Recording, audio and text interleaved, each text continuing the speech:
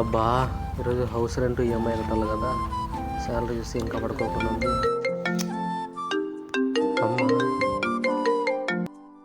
అమ్మా చెప్పమ్మా. నానా బాగుండవా? తిన్నావా నానా? తిన్నా అమ్మా. నానా చెల్లెలకి కాలేజ్ ఫీజు కట్టాలి నానా. సరేలే అమ్మా, ఈరోజు కట్టేద్దాంలే. మర్చిపోవద్దు నానా. అమ్మా ఈరోజు శాలరీ పడుతుంది, శాలరీ పడిపోతేనే మీ అకౌంట్కి వేస్తాను. నీ ఆరోగ్యం జాగ్రత్త నానా. సరేలేమ్మా.